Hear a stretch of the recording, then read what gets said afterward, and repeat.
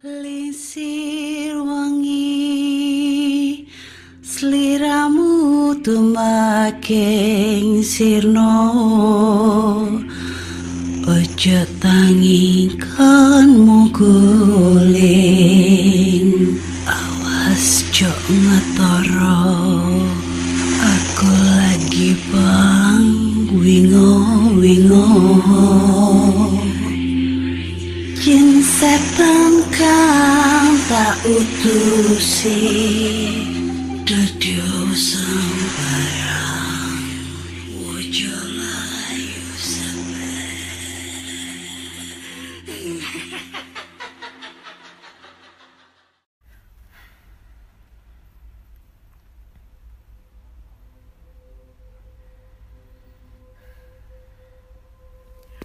Assalamualaikum warahmatullahi wabarakatuh. Selamat datang di podcast kisah horor.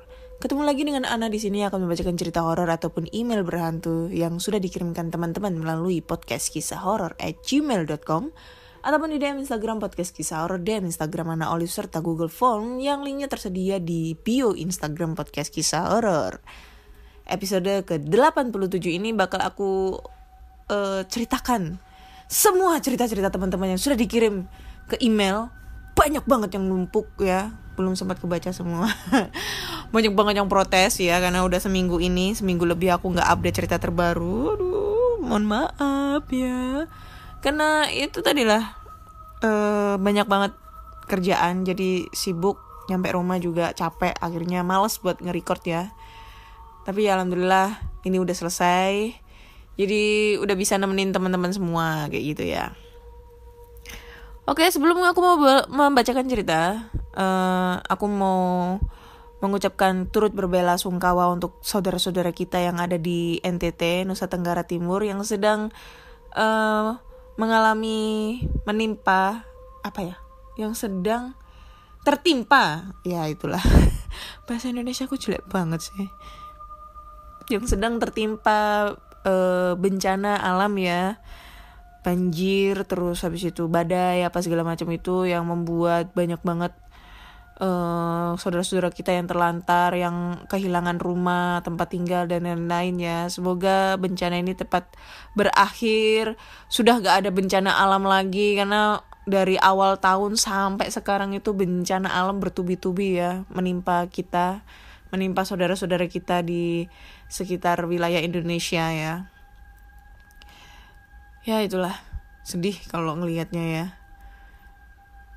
Semangat.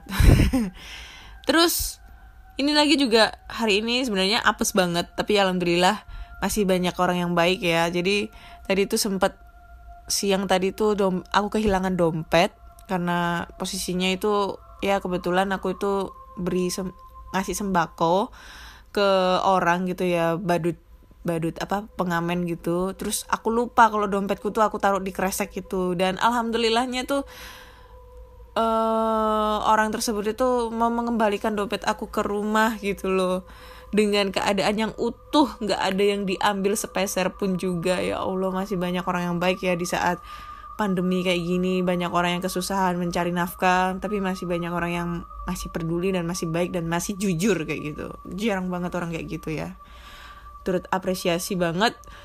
Dan mau nyari orangnya ini udah susah, soalnya udah gak ada di lokasinya. Jadi ya kemungkinan besok aku akan cari lagi gitu. Dan Dan kayaknya aku minta doanya ya buat teman-teman semua ya sebelumnya. Minta doanya, doa restu ya, supaya dilancarkan, karena insya Allah hari Jumat besok aku mau ke Makassar, mau memperjuangkan cinta aku. Iya, memperjuangkan cinta aku kepadanya. Ya Allah, insya Allah mohon doa restunya supaya perjuanganku gak sia-sia gitu ya. Berangkat ke Makassar buat nemuin dia. Semoga ditemuin. Amin ya Allah. Ya itu, takut aku kalau gak ditemuin. Oke deh, langsung aja kita bacakan ceritanya ya, karena udah banyak banget numpuk, banyak banget di email, belum aku baca semuanya. Aduh, diprotes banyak orang, sedih aku jadinya. Oke. Cerita pertama. Halo Kak, nama saya Fandi. Saya merupakan keturunan dari orang keraton Solo. Dan kebetulan ilmu dari mbah-mbah saya yang terdahulu yang merupakan pangeran perang itu menitiskan ilmunya ke saya. Jadi istilahnya ilmunya dan jinnya ada di saya semua. Hehehehehehe. Saya sering sekali tiap malam itu tidak sadar masuk ke alam sana dan masuk seperti candi dan banyak sekali pasukan-pasukan dari mbah-mbahku. Wih, keren. Jadi berasa kayak raja, Kak. Tapi lagi nih, Kak. Bangun-bangun tuh badan berasa kayak dipukulin orang satu kampung.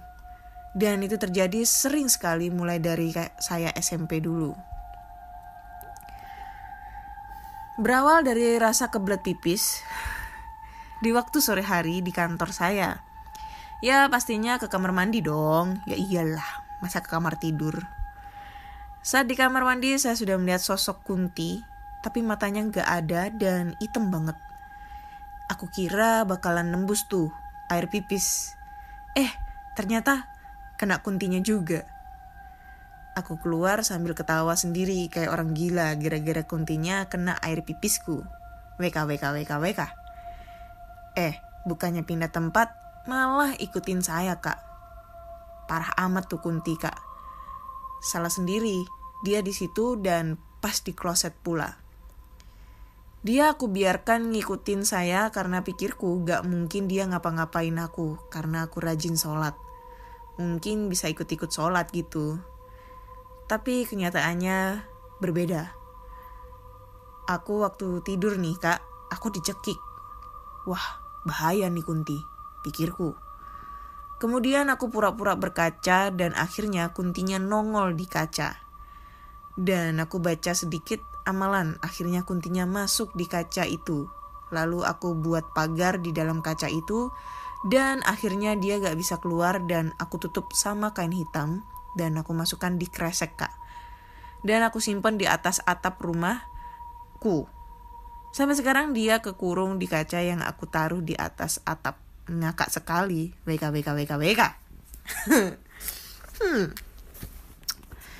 Cerita yang sangat membagongkan untuk saya ya. Ya. Keren nih Mas lu. Lu keren banget. Lu sakti mandraguna. Berasa kayak raja. Ini kayak berasa aku nonton Raden Kian Santang nih ya. Ngimpi terus dikelilingi sama pengawal mbah.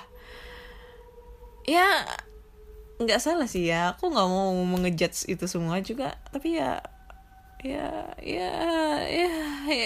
mau gimana lagi ya. Lagian ya lu tuh aneh-aneh juga.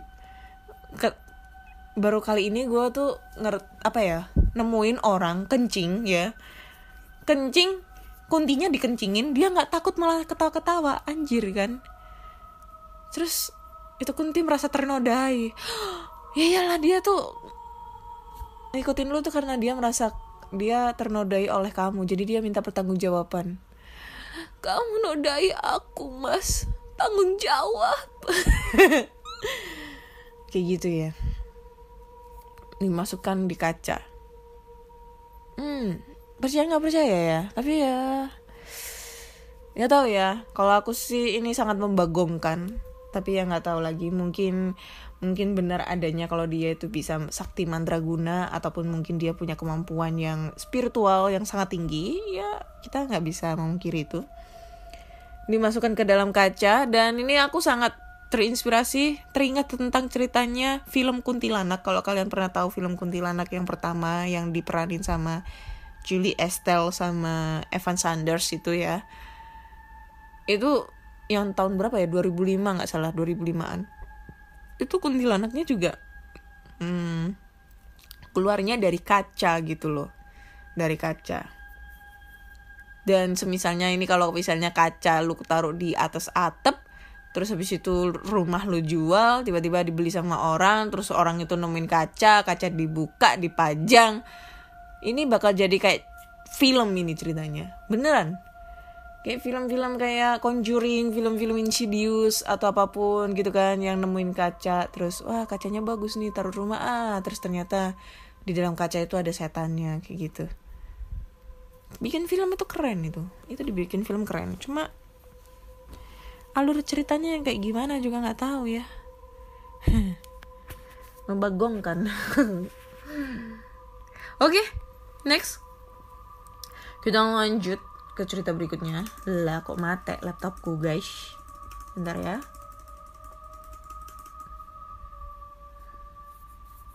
Oke. Cerita kedua ini.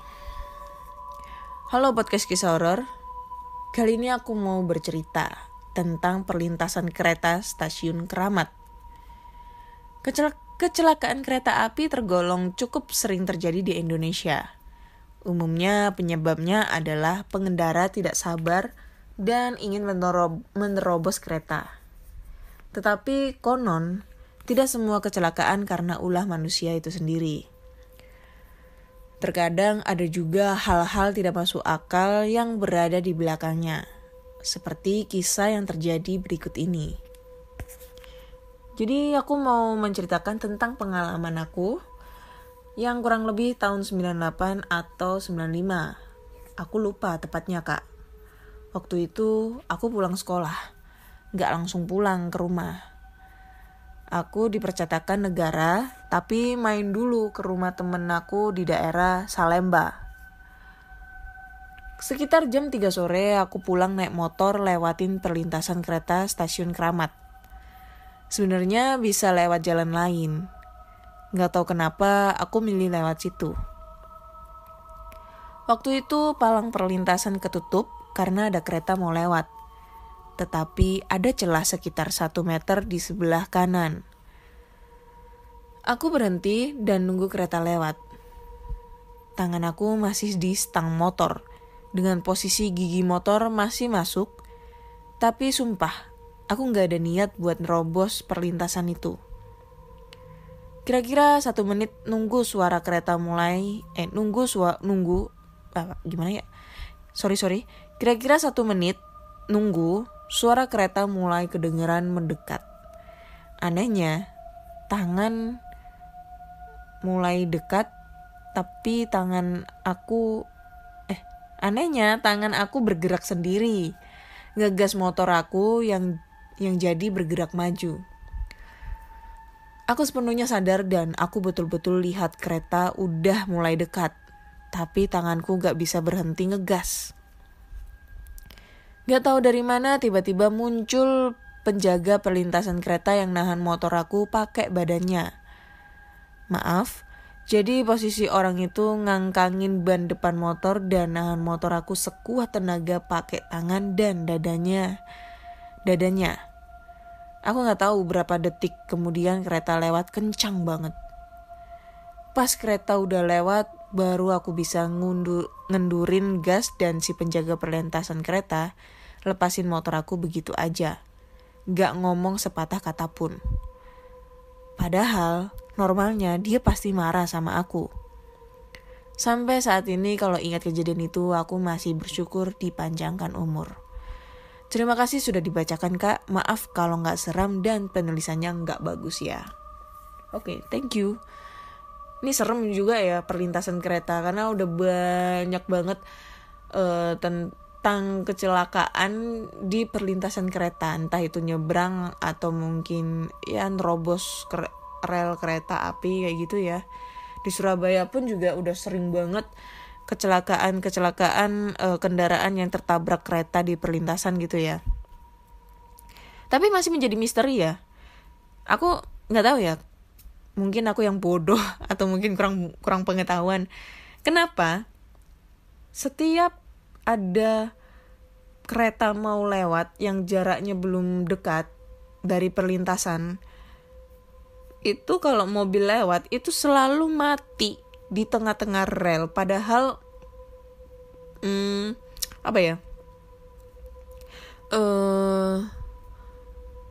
mesinnya dalam kondisi masih bagus, masih normal gitu. Tapi selalu yang aku temuin berita-berita yang ada di Surabaya ya, maksudnya entah itu di Surabaya atau di berita-berita lain itu, kalau misalnya ada kecelakaan kereta gitu, entah itu ya kendaraan gitu ya, apalagi kendaraan bis atau mobil, itu posisinya selalu terhenti di tengah-tengah perlintasan gitu loh, yang mengakibatkan terjadinya kecelakaan yang membuat korbannya itu meninggal.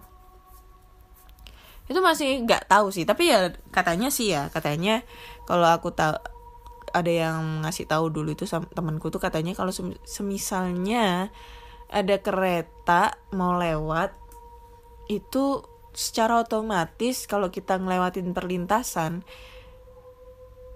itu tiba-tiba ada daya magnet atau apa gitu loh, sehingga membuat mesinnya itu mati gitu loh. Tapi ini kan nggak masuk akal banget kan, berarti kan ini kan mencelakakan, memang sengaja, memang dibuat untuk mencelakakan orang lain gitu ya, dalam hal kendaraan melintasi rel kereta api gitu. Katanya sih kayak gitu. Jadi kalau misalnya ada kereta mau lewat, terus palangnya udah ditutup, abis itu ada posisi kendaraan yang masih di tengah-tengah rel kereta mau lewat, tiba-tiba mati. Nah itu matinya karena ada sesuatu hal yang membuat rel keretanya itu membuat mati, membuat mesin kendaraan itu mati gitu loh. Pernah kan kalian ngedenger kayak gitu, cerita kayak gitu, dan pasti kan kalian sering banget ngedenger berita kalau semisalnya ada kereta lewat, pasti kalau kecelakaan kereta di kendaraan itu terjadi karena pasti mati pet di tengah perlintasan kereta. Itu masih menjadi misteri. Beneran itu masih jadi misteri. Soalnya banyak banget di Surabaya itu korban kecelakaan tertabrak kereta itu ya rata-rata kendaraan mobil gitu ya, mobil-mobil gitu. Terakhir yang dulu itu di dekat rumah aku itu minibus yang semua penumpangnya itu meninggal, dan ternyata penumpangnya itu adalah calon pengantin yang akan segera melaksanakan kegiatan akad gitu ya, dari pengantin prianya gitu, meninggal. Cuma yang masih hidup itu 2 atau 3 orang gitu dari 25 penumpang gitu. Ya, sedih sih kalau ngedengarnya ya. Jadi ya buat teman-teman semua, kalau entah itu kalian di mana yang mungkin pergi melintasi rel kereta api, kalian harus berhati-hati. Kalau ngedengar kereta atau mungkin peringatan untuk ada kereta lewat, udah gak usah nerobos, diem aja gitu loh, nunggu sampai keretanya lewat. Mau keretanya cepet, mau keretanya lambat, sabar untuk menunggu. Jangan sampai ini ya, membuat celaka untuk kita sendiri ataupun orang lain kayak gitu ya. Oke, next ke cerita berikutnya. Bentar. Oke. Pernah kebayang bagaimana rasanya bertemu hantu saat lari pagi? Mudah-mudahan jangan sampai ngalamin deh ya, hehehe. Ini kisahku kak, saat bertemu wewe gombel pas lagi lari pagi. Waktu itu saya masih duduk di kelas 11 SMA. Waktu itu salah satu hobi saya adalah jogging. Hampir tiap hari Minggu sehabis subuh, saya jogging menyusuri jalan di tengah persawahan. Pas hari itu tetangga saya minta ikut jogging bareng saya. Kami pun memulai jogging dari depan gang menuju ke jalan tengah persawahan yang biasa saya lewati. Kondisi pada waktu itu sudah pagi atau pas setelah azan subuh, tetapi kabut masih sangat tebal. Kami pun sampai di Ketep, perbatasan antara sawah dan desa. Nah, Ketep pas ketep gitu di Magelang.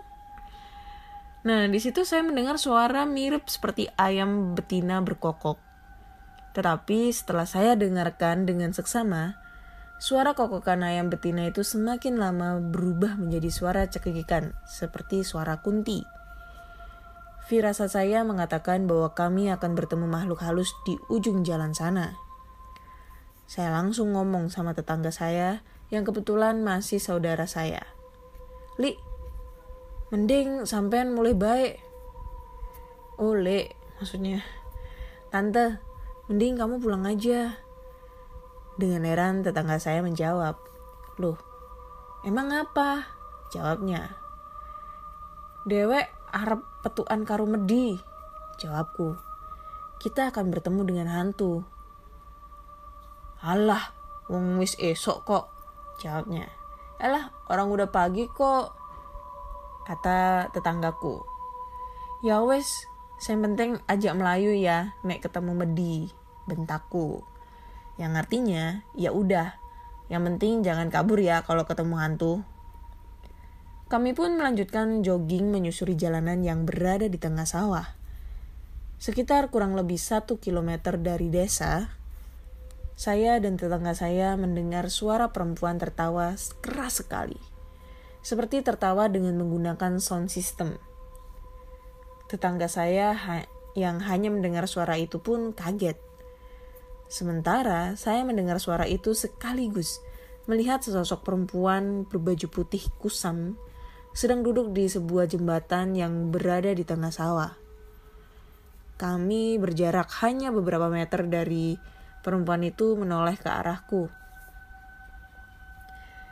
Sosok perempuan itu memakai daster putih kusam, rambutnya acak-acaknya, matanya melotot,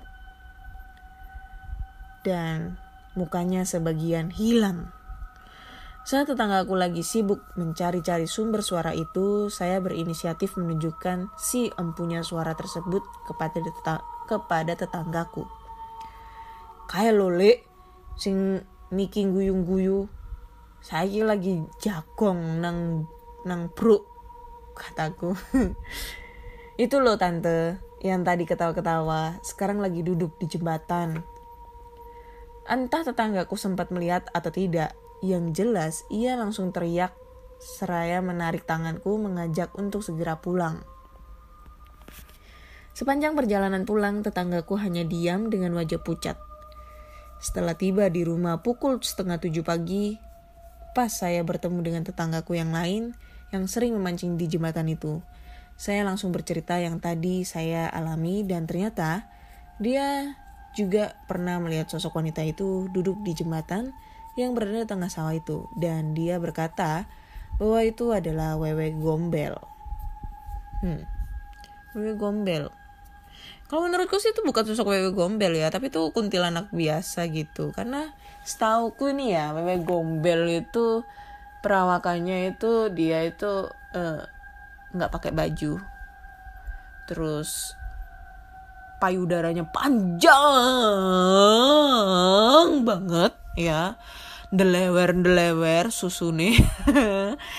Terus abis itu yang kukunya panjang-panjang, terus badannya itu agak bungkuk kalau jalan, sambil rambutnya yang acak-acakan. Itu yang namanya Wewe Gombel. Dan hati-hati deh, biasanya itu kalau ada tragedi mungkin di kampung kalian, di desa kalian pernah terjadi ada anak kecil yang pas maghrib keluar terus nggak ada, diculik sama makhluk halus. Nah itu biasanya diculik sama Wewe Gombel. Dan biasanya itu Wewe Gombel itu akan menyusui anak itu dengan susunya yang panjang banget, yang delewer. Ya itulah. Karena kalau silsilahnya itu Wewe Gombel adalah istrinya Genderuwo, dan mereka mempunyai anak yang namanya Grandong. Nah itu adalah silsilahnya antara Wewe Gombel dengan Genderuwo, dan mempunyai anak Grandong gitu. Pasti kan kalian kalau masih kecil kan pasti dibilang kan, jangan keluar maghrib nanti dicolong sama wewe, diculik sama wewe gombel kayak gitu. Ya biasanya itu terjadi. Ada kok di cerita-cerita sebelumnya, di episode berapa aku udah lupa banget tuh episode berapa, tapi ada deh cerita kayak gitu yang dia itu diculik sama wewe gombel. Dan ada juga sih di daerah desaku, aku tuh kayaknya udah pernah cerita deh yang katanya diculik sama wewe gombel. Jadi dia itu diculik sama wewe gombel pas pokoknya di desaku tuh, di mana ya, di Jogja apa di Nganjuk, aku udah lupa. Jadi dia tuh maghrib belum pulang, dan posisinya itu katanya itu dia tuh mau perjalanan balik pulang ke rumah naik sepeda, terus ditunggu orang tuanya sampai jam 9 itu nggak datang ke rumah. Panik dong orang tuanya, mikirnya itu dia tuh diculik sama orang gitu kan, karena posisinya itu jam waktu itu lagi rame-ramenya ini ya, reformasi gitu ya, tahun 98. Jadi itu takutnya itu diculik sama orang gitu kan. Nah dicarilah keliling, nggak taunya ketemu sepeda sama sandalnya gitu kan. Tapi di sekitaran kebun pisang sama kebun bambu, pokoknya yang kebun pisang terus ada bambu-bambunya gitu, bambu panja tinggi banget gitu kan, yang bambu warna kuning itu loh biasanya. Nah itu terus nggak taunya ada salah satu orang pinter di sana ngomong kalau anaknya ini nggak diculik orang, tapi diculik sosok wewe gombel gitu. Akhirnya dengan kepercayaannya orang-orang sana ya, orang-orang zaman dulu, kalau misalnya mencari anak yang hilang diculik wewe gombel, kita tuh harus membunyikan alat-alat dapur seperti panci, wajan dan lain-lain, ember gitu kan, dibunyi-bunyiin, diketok-ketok gitu sambil keliling kampung dengan maksud supaya menakut-nakuti wewe gombel tersebut dan mengembalikan si anak tersebut. Jadi pas dibikin ritual seperti itu, balik dong anaknya, balik. Pokoknya itu baliknya itu subuh atau apa gitu loh, hampir menjelang subuh, jam 3, jam setengah 4 gitu, dengan kondisi anaknya itu gak sadar gitu, entah pingsan entah apa gitu. Terus 2 hari kemudian itu dia bangun dan dia tuh cerita kalau dia itu diculik sosok wanita. Tadinya itu wanita gitu kan, wanita terus cantik banget, ngomong katanya itu jangan keluar maghrib gitu, ayo ikut tante gitu kan, nanti tante anterin pulang, takutnya nanti diculik gitu kan. Terus diajak dong ke sebuah rumah, tapi rumahnya ini bentuknya itu kayak apa ya, kayak gubuk gitu, jadi sepi banget area di sana itu. Terus banyak anak kecil juga katanya, cebol-cebol gitu. Terus dikasih makan, dikasih minum kayak gitu, kayak dirawat banget gitu loh. Terus pas waktu itu dia tersadarnya itu si anak-anaknya ini, anak-anak kecil-kecil yang di situ tuh perwujudannya tuh berubah menjadi kayak ada taringnya itu. Akhirnya dia takut itu, dan kemudian dia ditemukan dalam keadaan tidak sadar waktu itu katanya. Aku sih nggak tahu ya, katanya sih dia dapat disusuin apa enggak gitu ya, karena cerita dari orang-orang zaman dahulu itu wewe gombel tuh suka nyusuin anak kecil itu dari payudaranya dia gitu loh kan, karena memang perwujudannya itu dengan kondisi bentuk yang seperti itu, menakutkan cuy. Kayaknya dia jadi purel juga laku banget. Open BO laku banget karena sekarang lagi pandemi ya, mungkin dia lagi open BO kali ya, lewat micet gitu atau lewat apa. Ya itulah pokoknya.